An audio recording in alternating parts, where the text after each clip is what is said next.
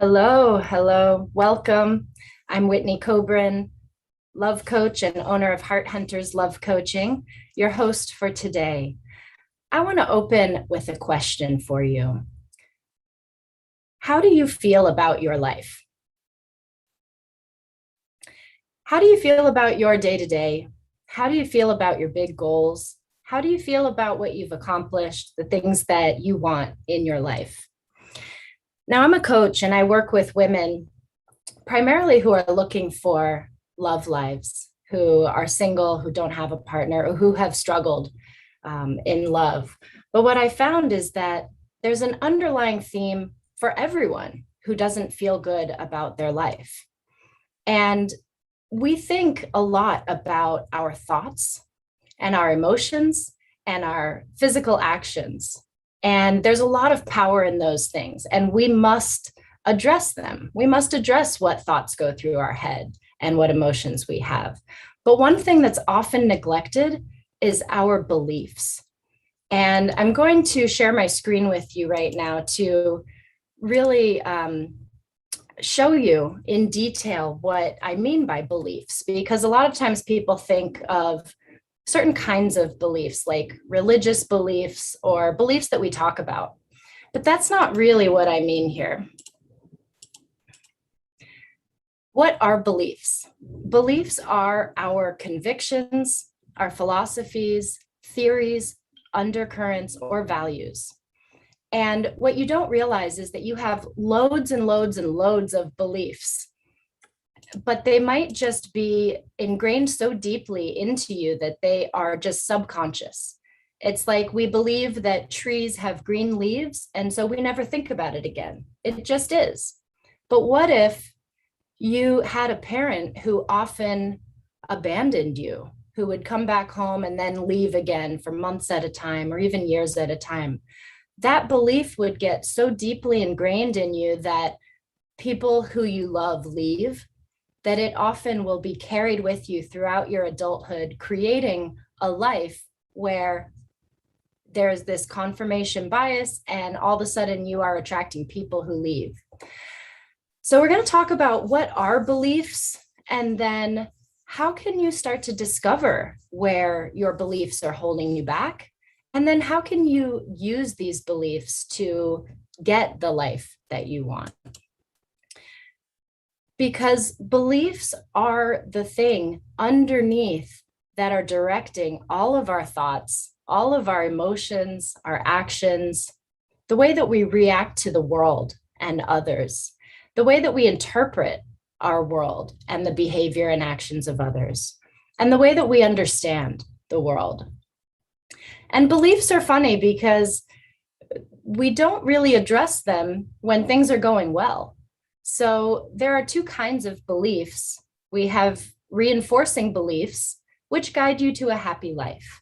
But usually when someone is blissfully in love and has a career and feels fulfilled and is very happy, they're not going to dig into their past and dig in to figure out, oh no, what are my beliefs that have gotten me here?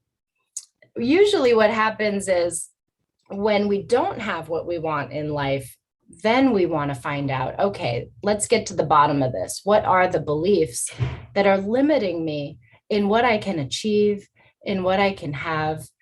And these limiting beliefs often cause and attract results that we don't really want. So how can we figure out our own beliefs? Often these are like blind spots. In the car, we have blind spots where you can look around, but if there's a car there, you just won't see it. And a lot of times with ourselves, we can look around, we can read and discover, but we won't find our own blind spots until we really do the deep excavation.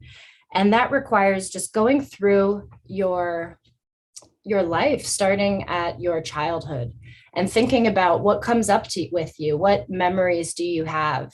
And then, so I have a very early memory of my dad on the front door balcony with his guitar cases leaving. And it was around the time that my parents divorced. And so when I started looking into this past, I noticed that was a memory that stood out for me. And so I thought, well, what belief am I carrying that taught me?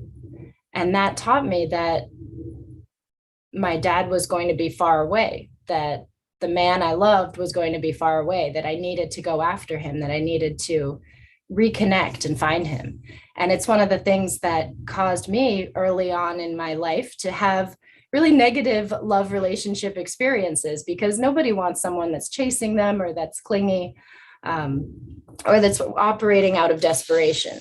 And the thing about people who come across as desperate when dating is that they're the last to know. They don't think that they're being desperate. They think they're being kind or generous or caring or just open to love. But sometimes they can really come across as desperate or creepy. And we don't want that. We want to be happy in our lives. So once we start to look at what beliefs we have, and why don't I share a few examples with you so that you get the idea of what I'm talking about.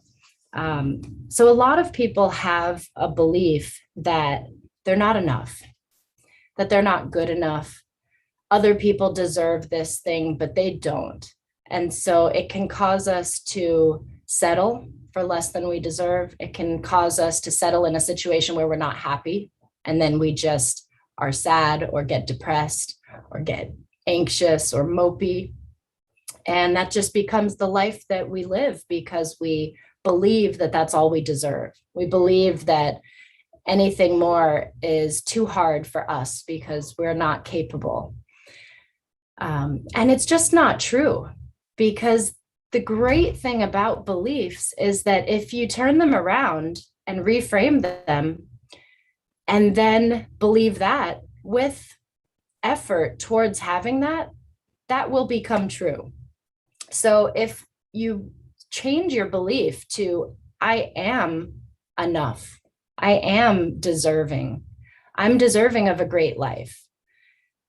And then you practice that every day. You know, these changing beliefs are, let's see, I'm going to end the show there. Changing your beliefs will absolutely change your whole life. So having a belief that's been ingrained in you for so many years, like I'm not enough, you think back to all the different scenarios that in your life that have reinforced that belief. It's taken decades to feel that way. So it's also going to take some time to unravel it and to change that belief. So that's why we have daily affirmations and daily reminders, and we read the books and we continue to do the work, because you can't just say one day, oh, wait, I thought I wasn't enough, and now I realize I am enough, and then it changes forever. No, it does take practice. But if you do this work for a good amount of time, it depends on who it is, weeks, months, years, but you practice this regularly on a daily basis, make it a daily habit, and eventually your life will start to change. What are some other common fears or limiting beliefs? I'm not enough, I'm not deserving. People leave. Some people that I know whose parents have been married for a really long time, they, on the surface, they think that, oh, I have a great role model of a couple that has stayed married, and not gotten divorced. But a lot of times, sometimes with those relationships, there are undesirable qualities about the relationship that even though they're together, the person, the child watching that doesn't want that. And they get a belief deeply ingrained in them that relationships are this way. So maybe they feel that one partner is controlling the other. And so they believe that all relationships are that way. And it becomes a belief that either in their adult life, they either avoid that at all costs or they turn into it. So you think about someone whose parent is an alcoholic, a lot of times the child will grow up and either also become an alcoholic or they'll go far in the opposite direction and work really hard not to be the role model that they saw as a child.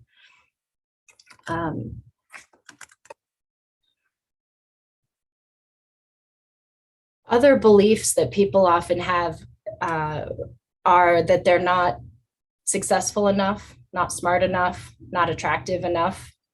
And it's funny because if you think about a beautiful person walking into the room and they look like a model, male or female, but they're really insecure. And you can tell that they don't think that they're very attractive. And they're like picking at their shirt and their hair and pulling, and just you can see that they're uneasy, versus someone who walks in who looks exactly the same, who's confident and holds themselves up and has a smile on their face, and their attractiveness is totally different.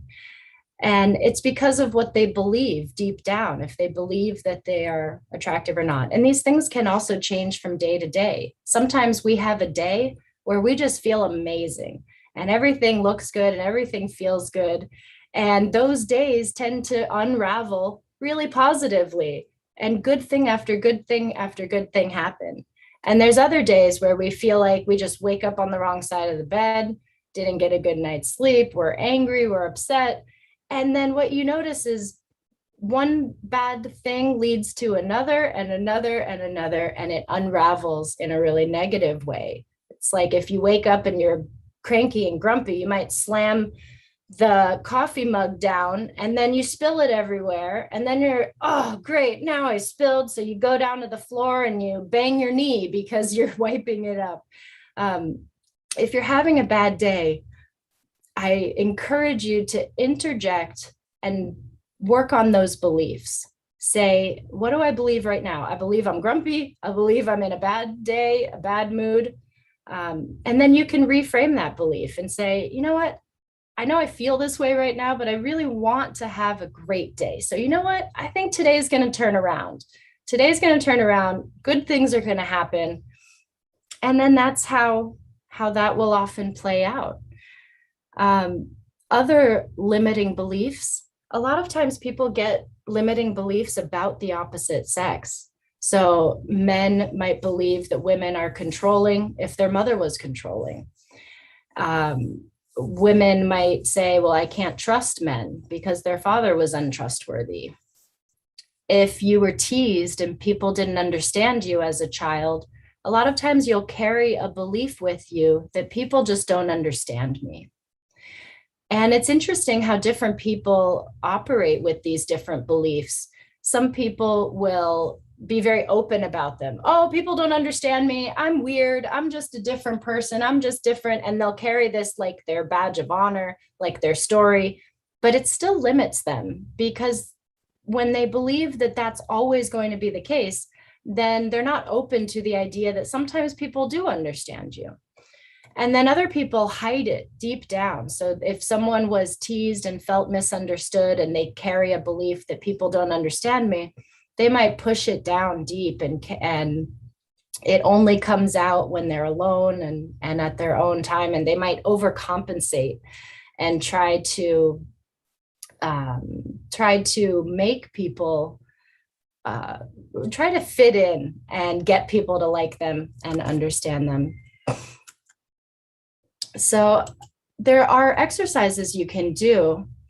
And if you reach out to me at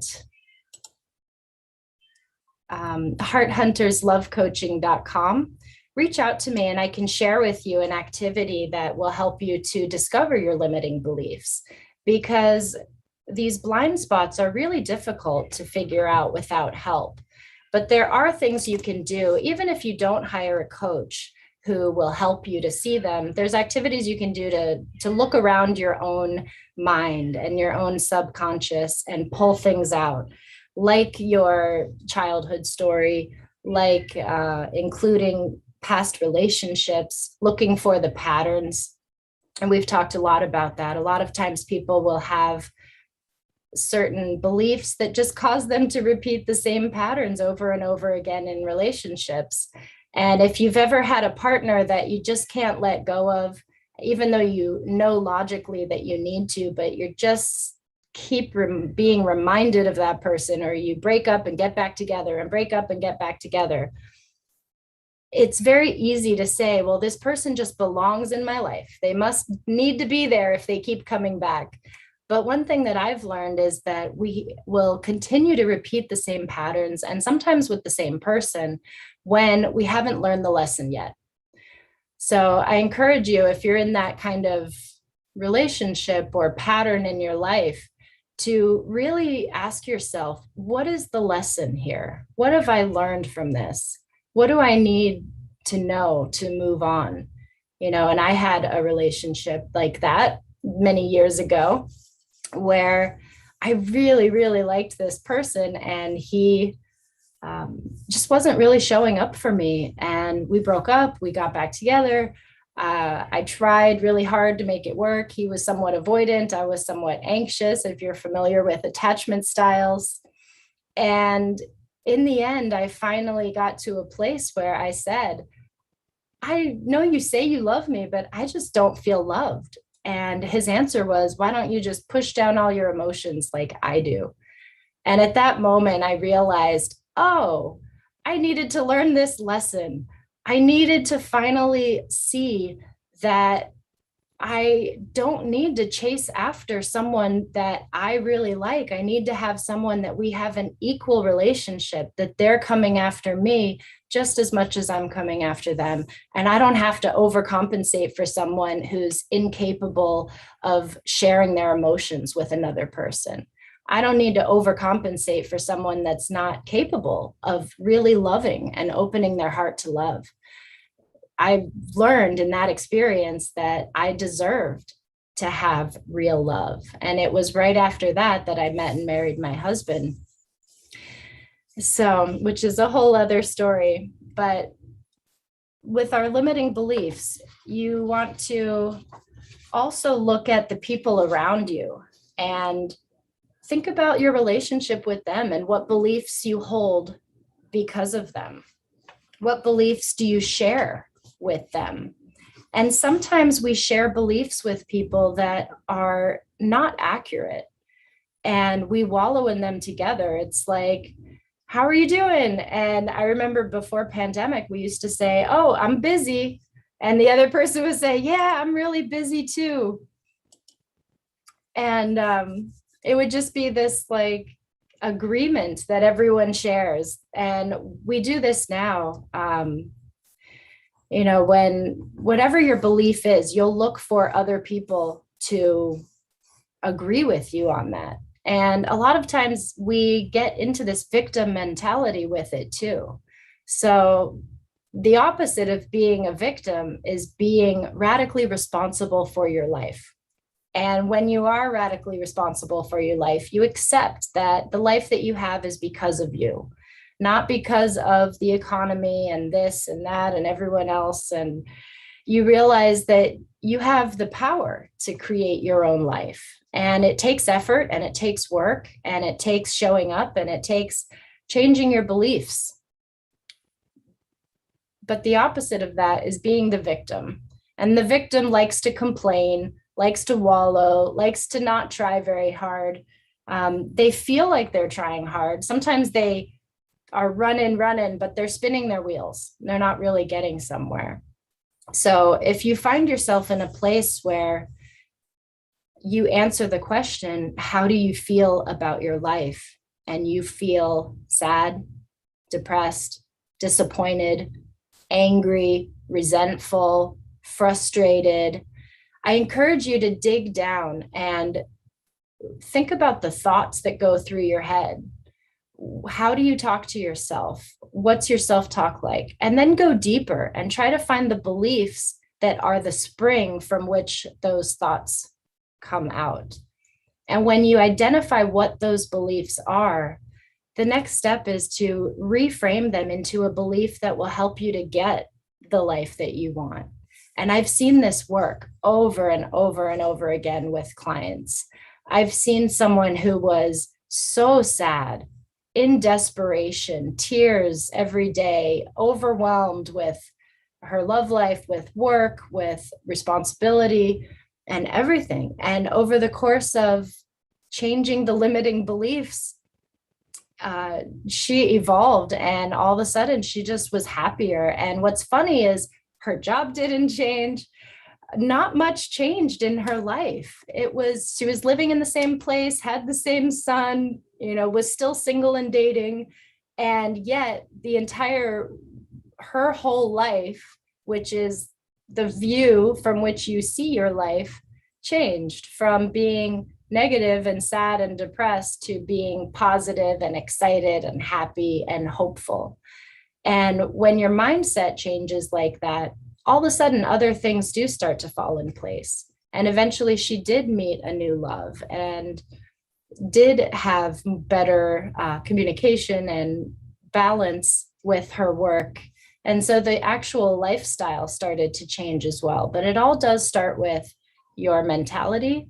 And it's not just your thoughts, but it's the beliefs that are underneath those thoughts. So I will leave you with that. And again, you can reach me on my website at hearthunterslovecoaching.com. There's a space for you to book an appointment if you'd like to have a free session with me to talk about your own personal struggles. You can also send me a message. You can request my tool for discovering your limiting beliefs, and I'll be happy to share that with you. Thank you so much. Bye-bye.